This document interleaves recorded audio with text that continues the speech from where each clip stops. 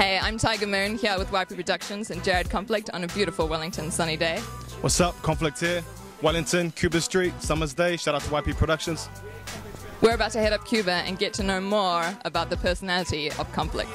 From day one, I've been making a cut. Other rappers on my nuts like they're waiting to fuck. But I'm chasing a dream while they're chasing a slut. So they holler at me because they blatantly stuck. But nah, they holler at me because they blatantly stuck. But nah, you don't know me like you think you do. Tryna jump. So Jared, what makes Wellington home for you? Probably the wind first and foremost. As well, I think Wellington, more than any other city in the country, is we're a lot more artsy. You know, we're a lot more independent, and like this gypsy feel to it, and like not too many people are afraid to be themselves. You know what I mean? Yeah. Yeah, I agree. I like how you can walk down the street in Wellington and no one kind of double takes at you, no matter what you're wearing or what you're doing.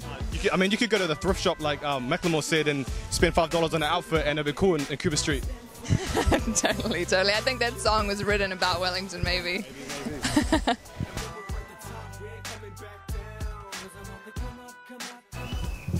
So, Jared, why hip-hop, that genre?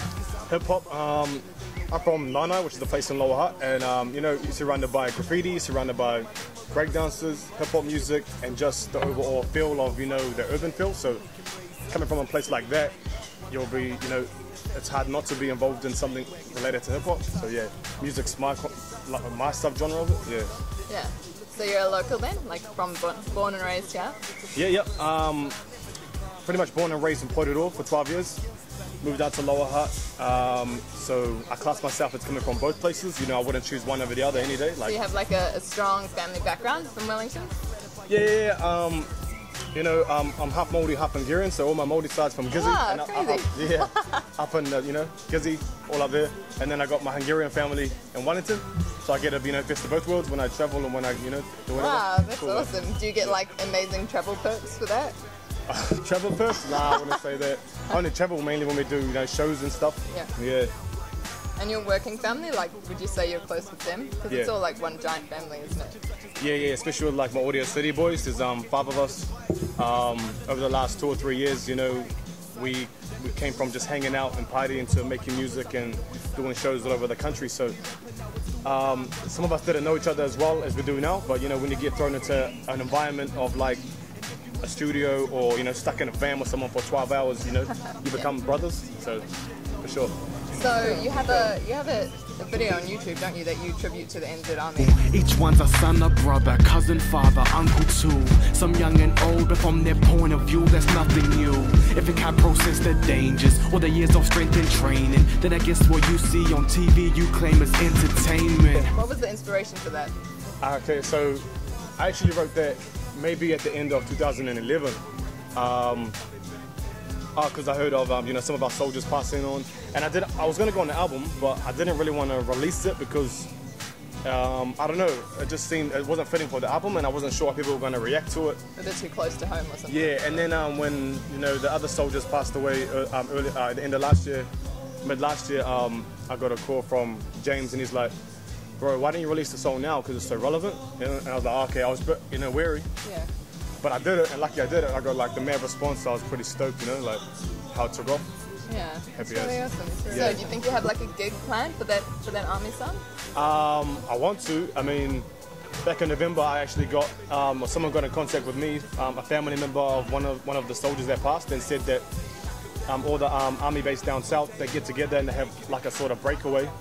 They do a boxing match, they do a show, they get together and just, you know, do the family thing and then break away, and asked me to be a part of it and be a special guest and come out, but things clashed. I think I had a show or something and I couldn't make it, but that'd be awesome to do. Yeah. But we do have a tour coming up. It's gonna be pretty epic. It's called the SUSPENSE tour. Pretty much YP Productions have sorted the whole thing out. It's gonna be pretty crazy. I mean, like pretty epic. I'm talking city to city, you know, Napier, Christchurch, Auckland, Wellington, everywhere. We're gonna like do the whole thing. We're gonna get heaps of special guests on board, you know, a lot of support acts. Some of them are like my mates, and some of them are just on the verge of blowing up. So, you know, it's gonna be pretty epic. There's gonna be a lot of what do you call it? A lot of unhappy, drunkenness. Yeah, unhappy hotel drinking managers, and craziness. that kind of stuff. something that, it's going to be like a lot of rock star hotels. Yeah. You know? But now, in all seriousness, yeah, there's going to be partying and drinking and a lot of lack of sleep. But at the same time, it's serious, you know, because it is my first tour. It is, and I am focused on music, and I have to. I mean, I've got a deadline to meet writing this album, so I have to, you know, when I'm not performing and when I'm not, you know, enjoying myself, I have to be secluded, writing and putting stuff together. Yeah. Work and play, you know, like equally, I suppose. Yeah, work and play, try and even it out. I probably got to get a manager just for that, because I mean, some of my mates that are gonna come, you know, they probably don't realize. I can come and manage them. Yeah, how about that? I'll whip them into Tiger shape. Moon backstage, you can be a hype man. I think I'd cause way too much havoc if I came along on tour. Way It's cool, we too can much. call it the suspense/havoc/ it's cool though. So, talking about tours and ladies on tours, Ladies so I on think tour. everyone wants to know. Everyone. Everyone wants to know. Do you have a special lady that will be coming with you on tour?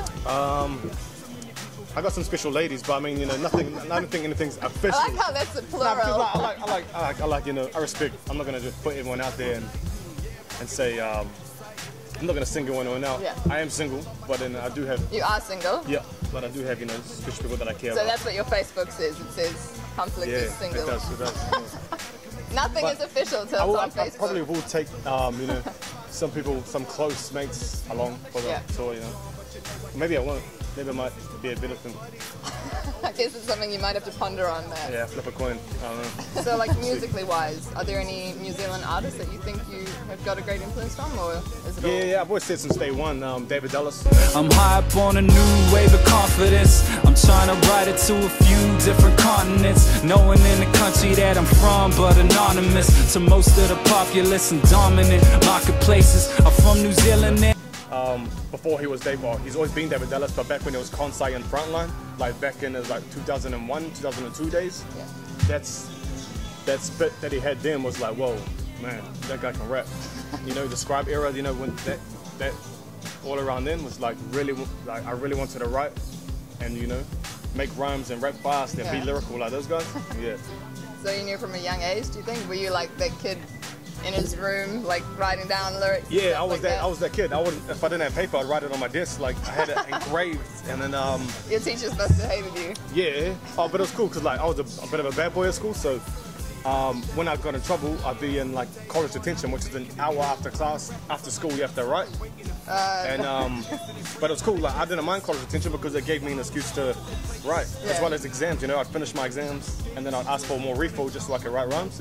So Oh wow. school worked out That's good. awesome. Yeah. Was there moments where you were like sleeping on people's couches and like eating Yeah, noodles? couches, noodles, you know, pie sandwiches, you know, all of that stuff. Not turning up at home unless I want to change your clothes, or coming home specifically just to change my shoes so I can go to school, you know. But it was obvious, but it was stupid, it was dumb, but all of that stuff, and just being lost in general, like I think I found myself amongst a crowd that had that one goal, you know, boom, let's go rob a Coke machine, get $150 so we can get some drinks. Okay, let's go do that. So we did it, we'll get arrested, and then back on Monday out of the cells in the same routine, you know. So at the same time, on the back of my mind, I really wanted to finish school because no one in my immediate family had ever finished. So I actually went back second and seventh form just to, you know, graduate after I got out of that rut. Get out of that endless cycle. Yeah. And so doing all of that stuff and having that curfew time, which is kind of good that I wasn't allowed out, it gave me a lot of time to write about what I've been through, and I just happened to, you know, I made it rhyme, and then I put it to a beat, and then that was the beginning of what I really wanted to focus on musically. Yeah. So, where do you see yourself in the future?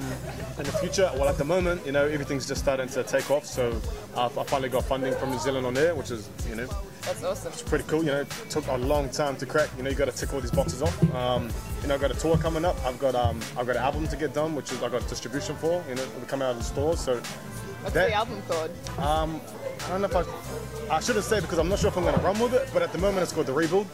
So it's kind of like the old stuff gone and kind of build the new stuff, like it's quality over quantity these days, and it's like focusing on the new me, blah blah, kind of stuff like that. Yeah. So that's the focus 2013. And then, you know, on and beyond from there, you know, I want to leave New Zealand eventually, whether we hit Aussie to do some shows, whether we hit the States, you know. I definitely want to touch down in Canada because I've got a lot of mates there. with a, you know, my musician mates as well, where they can jump on deck and do some, you know, shows or, you know. Yeah. And then I want to hit Spain because I'm a big football fan, so I want to go with soccer. You know, just eventually just surround myself with positive people that know what they're doing and just, you know, are all in it for the right thing. You know, no money, no fame, just like hard work and just trying to be successful. So it's not for the money then? Nah. I've never done it for the money, you know, because especially in New Zealand, I mean, money is like this, you know. Not many people get paid for, you know, What or they love, work. like this, Yeah, exactly. It's a lot passion driven. Yeah. So yeah, not about the money at all. So what's important to you, obviously, then, if it's all about the thing that you love? Why I make music? I guess I really want to make, like, my goal was when I started making music is, you know, people live and they die, but I want to be someone that does something to be remembered. You know, I don't want to be, you know, in the grave and then 10 years, you know, who was he? You know, I want to be remembered, so music can be left behind, but then also the messages that you can portray in music can be left behind and have impact. Like, I get messages from people, you know, saying that some song changed their life, and it's like, whoa, that makes it all worth it, you know? Yeah. Or you know, or motivated them, and it's just like, that shit right there is worth, you know, you can't buy that shit, so. Yeah.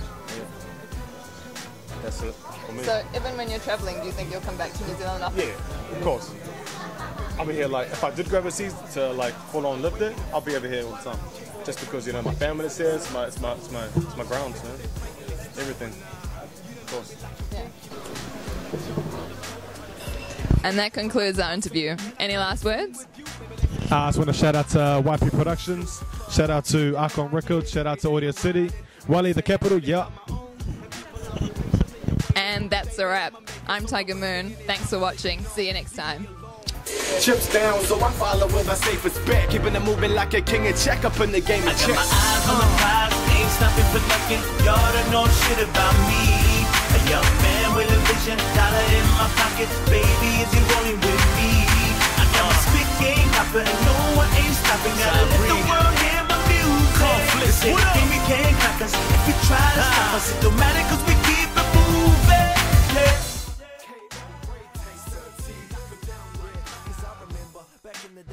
Believe that someone from the north of Auckland could blow up in the scene. Now what? You know my name, all of a sudden we buddies, 'cause your bitches will love me when I'm on the beat, ain't no front.